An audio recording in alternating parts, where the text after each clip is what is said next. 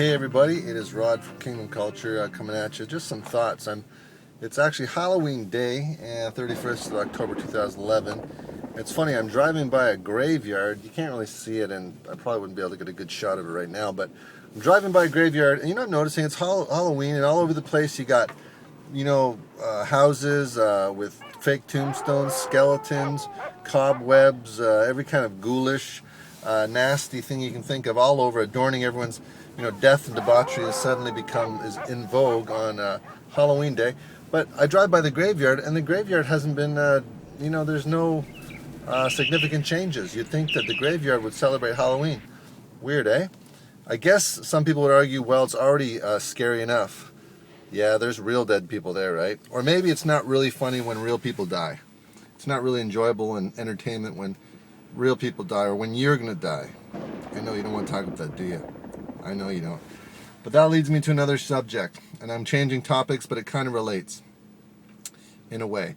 There's been a lot of murders in Canada lately. Murders. People murdering each other. I should say Muslims murdering their daughters for not following the Quran, for doing things that they say dishonor their family and stuff like that. And they like to call them honor killings, but there's nothing honorable about them, and they're not killings, they're murders. These are cold-blooded murders by murderers, and anyone that consents or conspires to these types of things should be punished to the full degree of Canadian law. Doesn't matter who it is. That's the human rights, regardless of creed, color, whatever. You murder someone, you go to jail. It's that simple. But here's the funny thing. It's time of the graveyards, how they don't celebrate Halloween.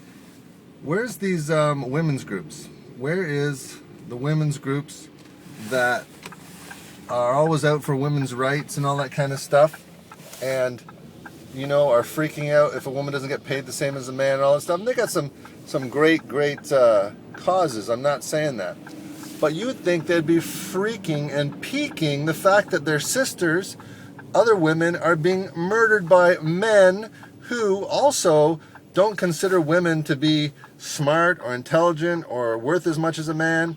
There's all kinds of nasty discrimination against women in the Quran and in the Islamic belief system, the cult of Islam. So where are the women? How come they're not? Are they scared too? Are they scared of dying? Are they scared of getting beat up or shot or intimidated? I think so. But here's another thing. Check this out. Did you know that Satan doesn't fight himself?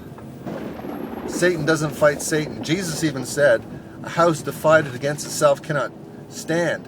So Satan will not cast out Satan. So Satan is behind Islam, and Satan is behind these women's groups. I'm not saying there's not some good causes for women. I'm not, please, don't get me wrong. But generally, the feminist agenda really is just to break up the family. I think women should be treated very well. I think that they should be honored, respected, loved, and protected by the law and everything else in every way.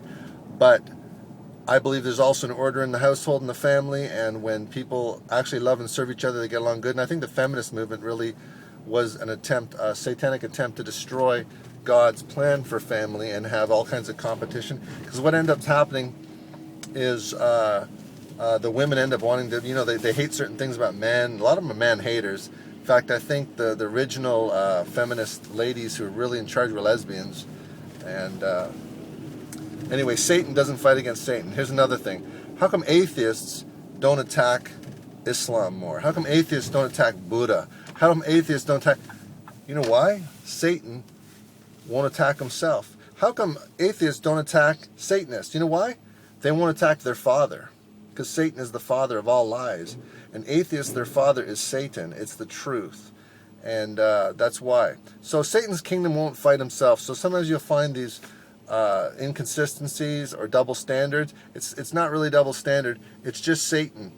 Whenever he's up to no good, he never fights himself. So you might wonder why when, certain groups say certain things, the heat comes down, the funk comes down on them bad. But other groups, nobody cares. Another example, rappers. You got rap music. You got all kinds of rap videos of girls and misogynistic behavior. I mean, talk about objectifying girls. I mean, you got girls, all they're there for is to shake their butts and be used as total sex objects. So where's the women's group speaking out against this? They won't, because Satan won't fight himself. Think about it. One last thing to think about while we're on this topic. How about this one? People like to use the Lord's name in vain, the name of Jesus Christ, God, in vain. They don't say Buddha when they hit their thumb or finger. They don't say Krishna, or they don't say Allah. They say Jesus. Why? Because Satan hates Jesus, because Jesus really is God. It only makes sense. People are ultimately angry with righteous causes, and Satan wants people to curse God all day and all night. You think about it. God bless you. From Kingdom College, signing out. Yeah, bye.